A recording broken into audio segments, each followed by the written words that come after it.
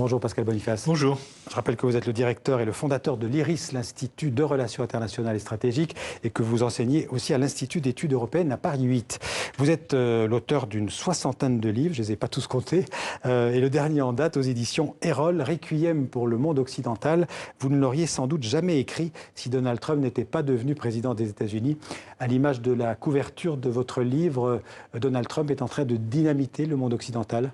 Oui, effectivement, il dissipe les dernières illusions. Le monde occidental a été un concept tout à fait cohérent du temps de la guerre froide. On avait un ennemi commun, on avait des valeurs communes, même si il ne faut pas oublier qu'on les a parfois un peu malmenées, en soutenant l'Afrique du Sud de l'apartheid, en organisant un coup d'État au Chili, etc. Mais néanmoins, il y avait une véritable menace. Depuis la fin de la guerre froide, c'est plus discutable et on peut dire que Trump devrait déceler les dernières illusions que l'on puisse avoir, parce que lui-même ne croit pas au monde occidental et lui-même ne considère pas les pays européens membres de l'OTAN comme des alliés. Il les considère comme des vassaux. Vous avez dit qu'il ne croit pas au monde occidental.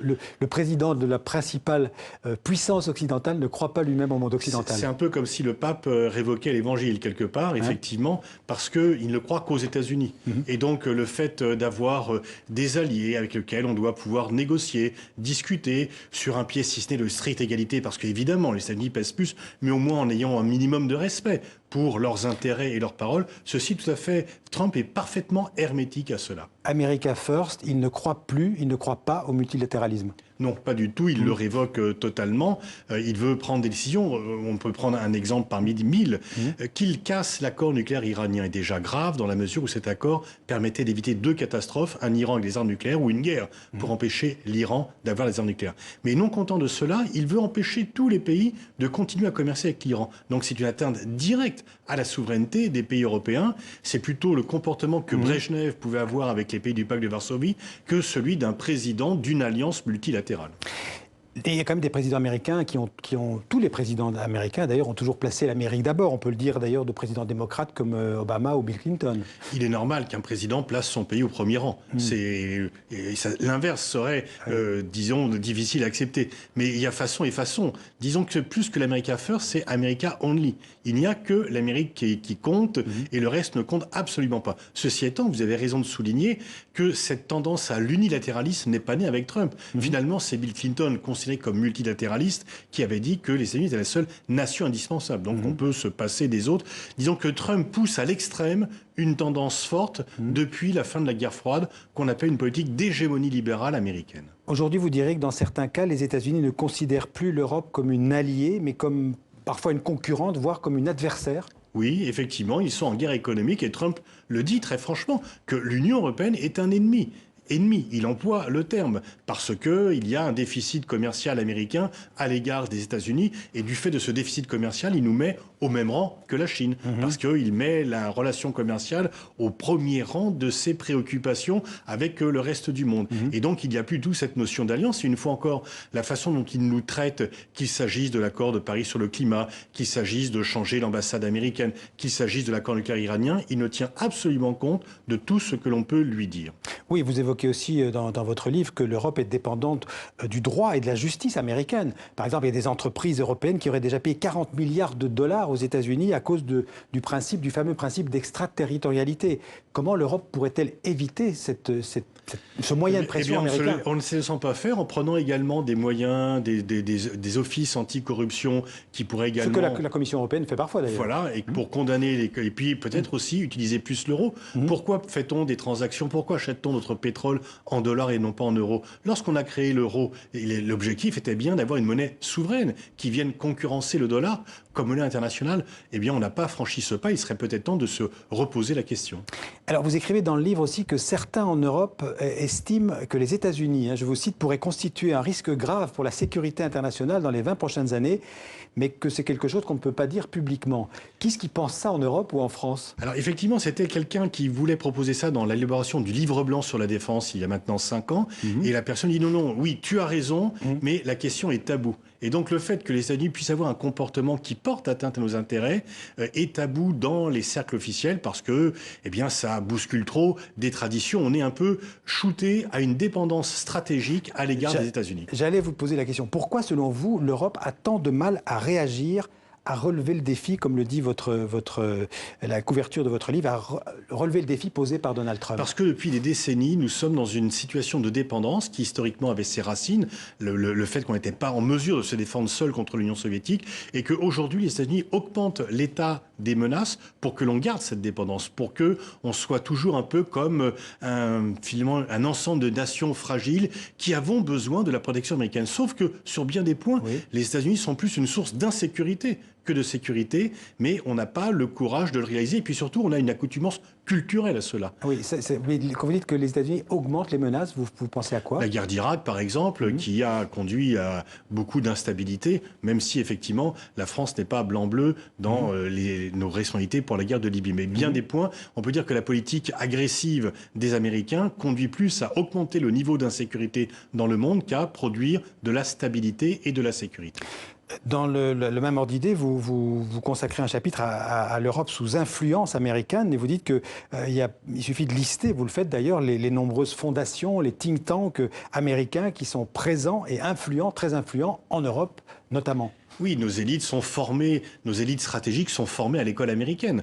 On parle des réseaux russes, ils existent, mais ils sont sans aucune commune mesure avec la puissance des réseaux américains qui, par le biais d'invitations, de bourses, de voyages, d'études, les universités américaines, les think tanks, tout ça sont aux États-Unis. Et donc, nos élites stratégiques sont formées à cette école-là et donc trouvent naturel. Et la force finalement d'une telle influence, c'est qu'on n'en mesure même pas tellement elle paraît naturelle, et donc on respire finalement un air stratégique américain. L'OTAN, fondée en 1949 après la Deuxième Guerre mondiale, elle n'a plus de raison d'être d'après vous, ou peut-être d'après Donald Trump? Alors, d'après Donald Trump, effectivement, ou du moins, sauf à ce que les pays européens achètent massivement des armes aux États-Unis. Et on peut dire qu'en grande partie, l'OTAN a besoin de continuer à faire exister une menace russe pour dire qu'elle-même doit exister. Normalement, une alliance militaire ne survit pas à la disparition de la menace qui a suscité sa création. 30 ans après, presque 30 ans après la disparition de l'URSS, l'OTAN existe toujours, alors que même si la Russie est un défi stratégique, en termes militaires, ce n'est pas une menace. Qu'est-ce que vous appelez dépendance inutile, dépendance renforcée? C'est le fait que du temps de la guerre froide, nous avions besoin du parapluie nucléaire américain. Aujourd'hui, la Russie, les dépenses militaires, c'est 60 milliards de dollars.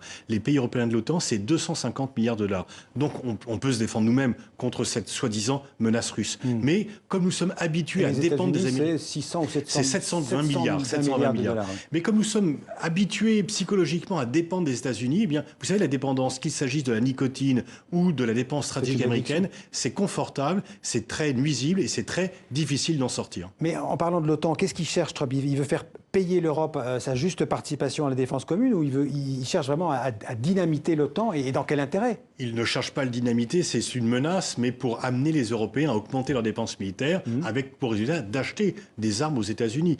L'OTAN n'existe pas pour les beaux yeux des Européens. L'OTAN existe parce que c'est l'intérêt national des États-Unis. C'est une façon d'être une puissance européenne et d'exercer leur influence politique et stratégique sur les pays européens. Quand vous dites que le multilatéralisme élargit l'Atlantique. Oui, parce qu'on parle souvent des valeurs communes occidentales, mais sur le multilatéralisme, nous n'avons pas ces valeurs communes. L'Europe est une construction multilatérale. L'Europe a le multilatéralisme dans son ADN. Les États-Unis, eux, l'unilatéralisme comme principe politique. Est-ce que vous croyez, sinon, à une armée européenne, à une Europe de la défense? Ça vous semble réaliste à moyen terme? C'est en tous les cas indispensable si on veut vraiment un indépendant. Et pour cela, il faut qu'il y ait un premier pas franco-allemand. Le fait que les Français et les Allemands marchent ensemble et fassent les premiers pas pour être suivis ensuite par d'autres est vraiment indispensable. Et on peut espérer que l'Allemagne bouge un peu. Et dans cette optique-là, la réunion qui s'est tenue mardi à l'Élysée, où Mme Merkel et M. Macron ont fait front commun face à Xi Jinping, était donc il y avait quelque le chose de président positif. chinois qui est venu en France, notamment. Et donc il a été reçu par le président Macron et la chancelière, et aussi Jean-Claude Juncker. Voilà, parce que ça la plus montre... que du symbole. Non, c'est un symbole, mais les symboles comptent en diplomatie. C'est pour montrer que la France et l'Allemagne pèsent plus ensemble et que c'est une façon d'entraîner également l'Union européenne vers plus d'autonomie. Vous parlez de l'axe franco-allemand en matière de défense. On peut dire que pour l'instant, cet axe franco-allemand est assez fragilisé par une Angela Merkel plus faible qu'avant, Emmanuel Macron qui a d'autres priorités. Alors, évidemment, les problèmes de politique intérieure les empêchent d'être aussi libres qu'ils l'espéraient au printemps 2017, où on pensait que dans une nouvelle phase politique, le couple Est-ce qu'on n'a pas raté une occasion, en fait, franco-allemand? Oui, on a perdu du temps. On n'a pas raté une occasion, on a perdu du temps, mais le temps perdu peut se rattraper. Et là, je pense que les choses changent en Allemagne et que Trump, finalement accélère la réflexion allemande sur la nécessité d'une autonomie stratégique européenne. Est-ce qu'on peut imaginer une défense européenne sans la Grande-Bretagne qui va quitter l'Union européenne probablement dans les semaines ou les mois qui viennent?